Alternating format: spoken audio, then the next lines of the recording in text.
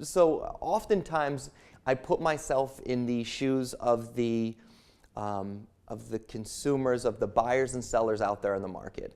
And I feel for you because there are so many realtors out there, and it is really hard to figure out who should I work with. You probably have a brother, aunt, cousin that's a realtor, and if you're friends with them on Facebook, every single one of them, they're all part of the #1 team or the #1 company.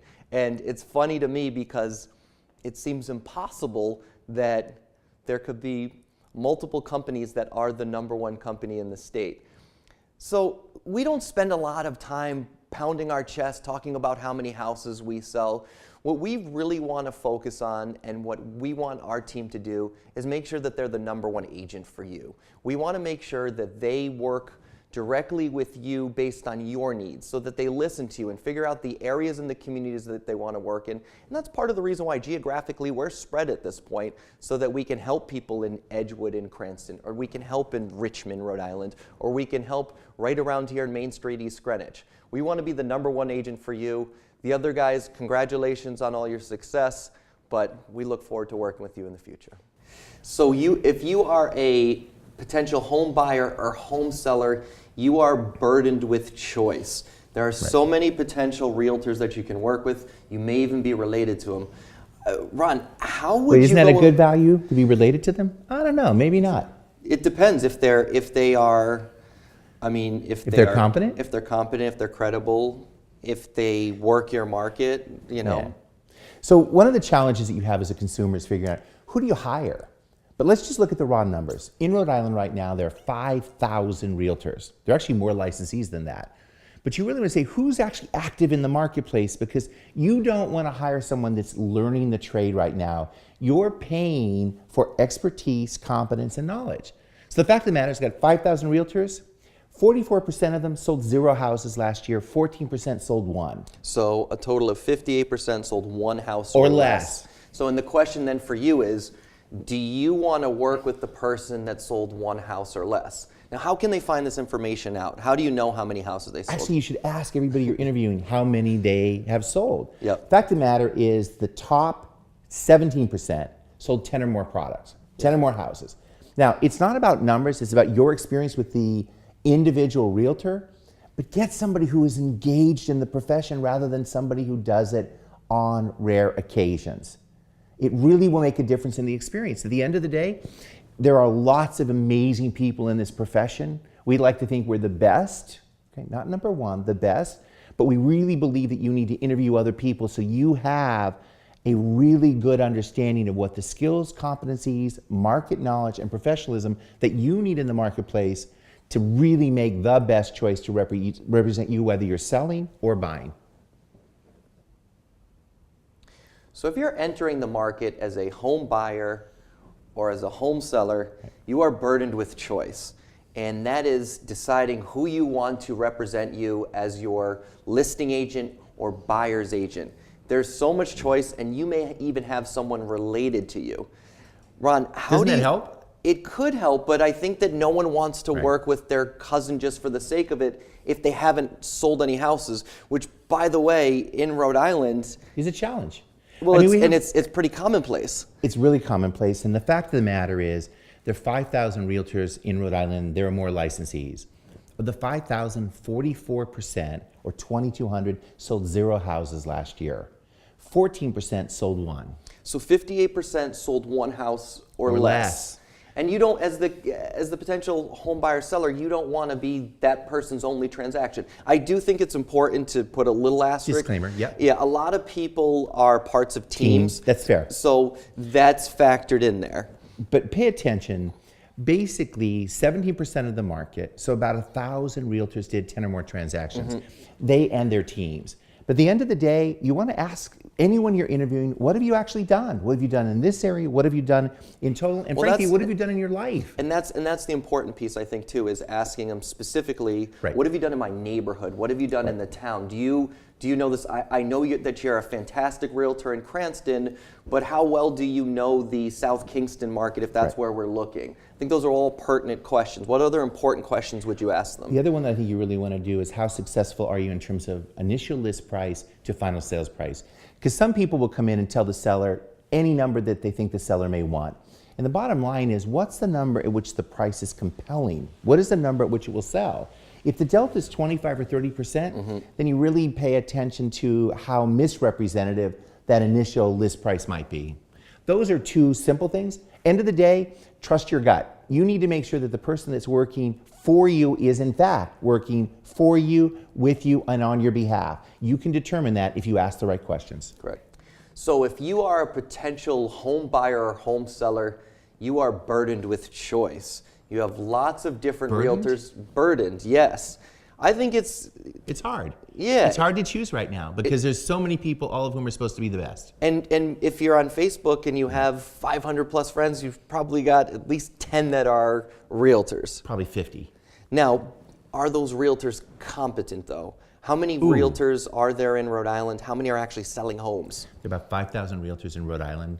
44% of them didn't sell anything last year, 10% sold one. But frankly, that's a little bit misleading because you do have some people on teams. Correct. The top 17% did 10 or more transactions. You probably want to focus on that 1,000, 1,200 realtors as the most experienced in the market. But Matt, there's some general questions that we really want people to engage, both as buyers and sellers, to figure out, how do I choose the best person to work with me and my family? And what's the first question? I think the first question, most importantly, is what's your level of experience and what's your competency? And I think that's an open-ended question. See what they say. So if the first question is how much experience do you have, is there a situation where someone with less experience is helpful? Oh, absolutely. And there's frankly situations in which longevity, somebody who's been in the industry as long as I have, isn't necessarily the best versus somebody who's been in the industry 5 or 10 years. So what question would you ask someone that's a little long in the tooth? How effective are you on the multi-generational reach? For example, do you specialize mostly in selling or do you work with buyers as well? I mean, there's clearly a generational break. The median age of a seller is about 52 years old. The median age of a buyer is 42. That is a generational distinction. Well, and you may want to ask, how are you planning to market my specific property? Because I think that tells you so much. It tells you so much, yeah. And not to, that may be a generational So that's marker. the second question. How are you planning to market the property? It would be a question. It's a second question, but it's a question specifically I would ask when it comes to the after the experience question. The important thing about experience isn't necessarily longevity. Experience is effectiveness. What experience do you have making it happen for your customers and clients? That's the criteria. Not if you've been in the business for 30 years. That's not necessary. And so we have some agents that are newer at our office that have only been licensed a couple years. They'll be less experienced than you or I, but they are still qualified to go buy and show homes and represent sellers. Absolutely. Why would you entrust them if you are a consumer? Because they're working with a team that has real hands-on control. And the fact of the matter is that the team we have, they're handpicked. We are not a mill of people to get their licenses, et cetera. Our tradition is high service, high touch, and we really want to be the best in our customer and client's eyes. That's the goal. So the team people we bring to the table are the best and brightest, and we do that without hesitation. So we want to focus on questions that, as a seller, you should be asking when interviewing listing agents. What would you ask a seller? Let's say not in Rhode Island, in another state. It's your uncle that's buying a house in California. First and foremost, you really want to analyze the value question. And it's funny how most agents don't want to do that. They want to say to the seller, what do you think it's worth, so they can tailor their presentation. The fact of the matter is the range of value is fairly measurable. It's one of the more objective criteria. So have that conversation in earnest. Say, what has the market suggested reasonable value is. But the real test that I want you to go the next step Yeah. is let's talk about your effectiveness with your initial list prices versus your final sales price. And how many properties did you sell last year? You want to know that they know what they're doing as evidenced by their outcomes, not by what they say. And what you'll see with that is there's a fair number of agents that will They're say exuberant. whatever. Well, They're exuberant about pricing. and part of it is their goal is to leave your house with the listing. Right. And so they will promise a number that they're hoping that they have it on the market long enough that they can Right. ultimately Catch up. get a reduction from you. So that question is say, okay, what percentage are you, in terms of the homes they're selling, what's the percentage from list to sales price is key. Yeah, but Matthew, it's even more important than that. It's from initial list price. Because what happens is if they reduce the price 3 times, then the delta might be 2 or 3%. Yeah. But the delta between original list price and final sales price might be 20 or 25%. That's a different market. Yep. We're discussing advice for sellers as they're interviewing agents. One of the important questions or things that you always focus on is not the sales price, but the comparison between sales price and list price. What does that mean and why? So many sellers hear a number from a realtor that comes in and says, I want the listing. But they don't actually have the follow-up conversation in which they analyze how successful was this agent between initial listing number and final sales price. Not last sales price or not last list price, but the final sales price may be 2 or 3%. But versus where they started, it might be 20 or 25%. That's a different market. You really want to focus on that because there are some agents, as Matthew acutely and effectively points out, they're going to buy the listing and they're going to give you a number to say, look, if he thinks that he can sell it for $100,000 more than everybody else, I'm going to hire him. Yeah.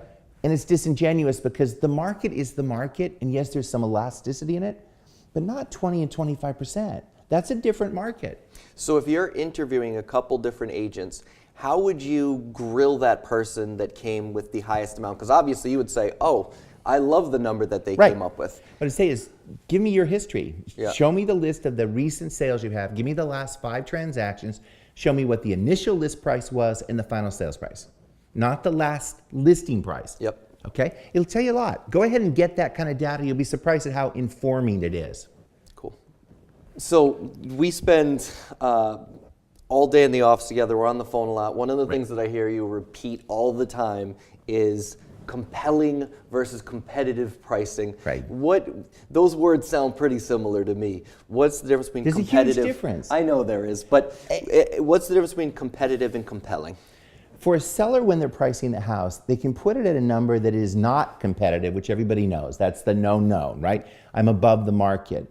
There's this wonderful space between competitive and compelling, which is I'm within the realm of reasonable that people might look, but they may pause. What you want to do is you want pricing that the consumer looks at it and says, this is a really, really strong value that I can see myself paying. If they think it's not too high, I'll go look at it. That's the wrong message because you want them to move from interest to action, from view to purchase. And if you do competitive versus compelling, you're not going to get to purchase. And we see a lot of homes on the market right now where the inventory is lower. There's a lot of people going for competitive. Right. And it's competitive simply because there's not a lot of choice, but they are really shooting high in terms of what realistic value is. And that's why the homes that are sitting right now are the ones that went from competitive instead of compelling. Correct. And one other footnote, even if you get the buyer who's out of area who doesn't really understand value and they decide to offer more than is reasonable, the odds are in almost 85% of transactions they're going to have financing. There's this person called the appraiser, and he or she is going to come in and say, no, the value's not here. So at the end of the day, even though you want to rely on this exuberance of the market, you may not be able to purchase or as a seller be able to realize that value because there's way too many double checks on the value. Well, and one of the things that we find interesting for some of the homes, some of the different markets are softer than the others, and so sometimes there is a strategic or necessary reduction.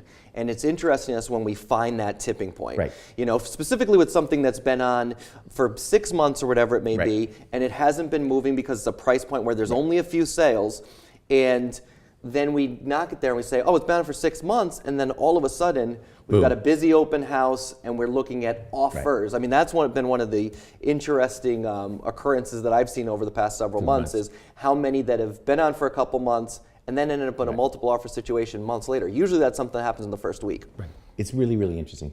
These are special times, but they're also times in which you need to be really, really strategic. So another important question for sellers when interviewing a listing agent would be, how are you going to market my property? And tell me some of the answers that you don't want to hear. I don't want to hear that they're going to put a sign on it and they're going to put an ad in print media that is in a traditional newspaper. If you do that, that's nice, but that effectiveness is going to be really, really dubious. And how do you, I made the distinction of your property. How is each one unique or different? So one of the most important things, you need a realtor who understands how to position your home in its best light to the most likely target market. That requires market knowledge. Who are the buyers in the marketplace? And not to say you do it exclusively there, but you focus there. You know, it's really interesting, Matt, when I watch the number of people who mess up on the simple things, they go in and they have lousy photographs. Yep. The first showing for any property now is a digital showing. If those pictures aren't amazing, or if you show the house in which the toilet seats up, or there's an atrocious 50-year-old bathroom, and you say, okay, why don't I get any showings? You know, it's amazing. You do the thing. What is the thing with Match.com? You go left or right? Yeah, Match.com or like the Tinder and They the dating apps. But the consumers do the same thing in real estate. Of course, with homes, And you look and say, this picture you put up, and then you're surprised you don't have any showings? Dumb. And the number of poor pictures fundamentally that really don't put the house in its best light. Well, to take them on you see them on your camera phone sometimes. There's like a realtor that we've seen where like her child is actually in the picture. All of the pictures. Like it's like her signature at this point. Like she includes one of them, which is. I don't know, did they come in no extra fee? Is that part of the brokerage? I don't know how they worked it out. The fundamental error is, look, that digital image is really important, but then the real key for marketing is the reach. Where is that digital image going to go? I love copy. You know I like the words, but the fact of the matter is the market is about visual. Yep. It's about what does it see. So you need to focus your resources on creating powerful visual images, and then where am I going to place them for maximum impact to attract those buyers? So at this point, we sound like a broken record talking about how limited the inventory is. There's just not a ton of options out there, but there are a lot of buyers there, and their lives are changing, and they need to find a home. And they're getting in these multiple offer situations. Strategically, how would you present an offer to a seller to make it more compelling versus competitive? So first and foremost, you need to make sure that the realtor you're working with understands the nature of the market. It also really helps if they know the other realtors in that immediate area, because they'll know how they think and how they strategize. One of the advantages you get with somebody who has experience with them is how to play the game and knowing how they play the game. Fundamentally, what you want to do is put a proposal together that is so clean and so crisp. Most sellers don't care about the details. What's clean and crisp, though? Clean and crisp is, here's what I'm willing to pay. I'll close at 45 days or 60 days or any other day you seller want, okay? And maybe traditional conditions, clear title, a home inspection, and financing. But no ancillary garbage. I don't want mother-in-law's fur coat or light fixture, and they say these are exceptions, and buyers write them in, and they go, they're gone. They're eliminated because there seems to be a lack of respect for the seller. You've made it appear that you are difficult even if you're not. Before you start. By putting in something, and again, knowing that you're competing against other offers. You may have the same number, but you put one little detail in that isn't a big deal and isn't particularly expensive, that now helps the seller say choose no, the other you. offer. The law of substitution really is absolutely in play when you're a buyer. If you give other people better positioning, the seller's going to thank you and say, you've taken you out of the limit, you're not there, it's easy for me. Don't be the person that is on the sideline, be the person that's at the closing table. That's the goal. So we want to talk about the importance of a deposit, both from buyer standpoint and seller standpoint. We recently did a segment talking about how ways that you can position your offer To be stronger. To be stronger Right. in this particularly competitive market. And one place you can do it is the deposit as the buyer. Right. So the initial deposit typically in Rhode Island would be $500 or $1,000 in most transactions. And if it's a limited amount down, like a total of 5% down, then coming up with money is obviously a challenge. On the situations that are not exactly like that, where ultimately it'd be 20% down, if you start off with a $1,000 deposit on a $400,000 or $500,000 house, the seller's going to say, you know what, Matt, I know you're serious. When you do $100, they're going to pause. I just had one where it was $1 million transaction. The initial deposit was $100. So we want to talk about the importance of deposits in a real estate transaction, because the deposits are the glue that holds the real estate transactions together, and there's a value for both the buyer and seller. Let's start with buyer, because we just finished speaking about how competitive the market is and ways to make your offer stand out. One of them is with a strong deposit. Right. It doesn't make sense to have a really modest initial deposit. So two pieces on the deposit. There's the offering that you have, the deposit you make when you submit the offer to purchase, the sales agreement, and then once you come to term, there's the total deposit. That would be exchanged at the point when the agreement is It's completely executed, executed and you've given a deposit check. But to do $100 up front versus doing $500 or $1,000 is silly, because the seller's going to say, who's more serious? The person with the $1,000 is actually more serious. What the total deposit is, and understand that's negotiated, and that can be $1,000, $5,000, $10,000, whatever it is, that you negotiate in the offer. But make sure in that initial introduction to the conversation, you don't appear frugal or unable to perform. And deposits say that. So be strong in that initial deposit. And to compound that point, if you're only putting down $1,500 total with both deposit and you're buying a $300,000 house, we know that the financing is of particular concern, to the point that it may become complicated if you have an appraisal issue or otherwise. Right. And you want to understand fundamentally that those things will matter in the seller's willingness to choose you versus someone else. The goal is choose me as a buyer. Give the seller the reason to choose you. So we're discussing the importance of the deposit during the balance of the real estate transaction. Now, we want to make a distinction between the two deposits first. There's an initial deposit, Yep. which is the deposit you make when you write the offer up or the sales agreement. And then there's a total deposit, which is once you've agreed between buyer and seller, this is the total amount. And by the way, Matt, they vary profoundly around the country. In New York State, the deposit, the total deposit is typically 10%. In Texas, the total deposit is $1,000. So you really want to be aware of the differences geographically. And when we were talking before about making an offer that's compelling versus competitive, to have a more skin in the game, so to speak, a larger deposit is going to help you position yourself with that particular seller versus the other offers. No doubt. And most sellers are going to look at it and say, look at it. Somebody who puts $1,000 up front in the initial offering, they're perceived to be stronger in their ability to ultimately perform. So you're going to be treated more seriously. At the end of the day, you want that seller to choose you. Your deposit can influence that decision. Make sure that you step forward. Strong deposit, more likelihood that they'll choose you. So, in terms of the real estate questions we get, I think the number one or number two real estate question is it a buyer's or a seller's market? And we always laugh at that question. You don't, and you can't give less than a 500-word answer on that, can you? I don't know how to do it, because the fact of the matter is we talk about the market as if it's a single market. It's not. It's a series of micro markets. And even in given communities such as East Greenwich, the market in East Greenwich up to 400 is absolutely a seller's market. There's just no inventory. From 500 to 600, a seller's market. 600 to 800, actually a market of balance. A little softer. Above $1 million, it's a buyer's market. Now that's one town. Now you look at a place like the east side of Providence, it is a seller's market across the board. There's at like all price points. 50 total listings in all of it. It is ridiculous how strong the market is at all price points. But when you have the conversation, give the professional the chance to explain, here's what's going on in the various price points, because they matter. There are incredible opportunities in Rhode Island. Our median price still is in the $250 range. That's roughly half of what it is in Metro Boston. It is a fraction of what it is in places like New York City, San Francisco, Seattle. So when you have people having the conversation, you need the information and you need to know what your position is, but you really, really need to have So you didn't answer, is it a buyer or seller's market? It depends on the price. So we'll do that one again just because of I think it was actually pretty good. There's probably parts you can chop, but we'll do it one more time. All right, last one for you, Trevor. Okay. One We take, got to get Jake. this one right. Yeah, we'll get it right. It's good. All right, ready?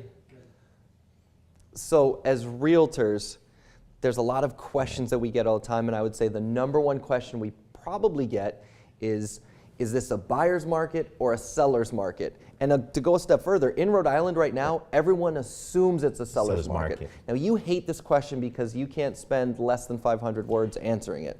No, and right now I'm probably going to have a real hard time doing it in anywhere near that. But here's the fundamental. The market is not a monolithic single market. Yes, you can look at median price in the state at 250, and yes, basically it's a seller's market if you look at it that simply. So we're in East Greenwich right now. Tell me how it's But a that's buyers not or true sellers. in East Greenwich. Yeah. I mean, in East Greenwich, it's a seller's market up to 400. It's probably a seller's market from 4 to 6. When you go from 6 to a million, softer. it's softer. It's a market of parity. When you get above a million, it's a buyer's market. So when you make these conversations, And that's one town. It's one town, and that's exactly the point. You go to the east side from entry level to premium is absolutely a seller's market. no inventory. There's no inventory. But you need to engage a realtor who knows the market area and understands what the dynamic is based on price point. So like politics, all real estate is local. It is local, and we really are the local experts. Call us.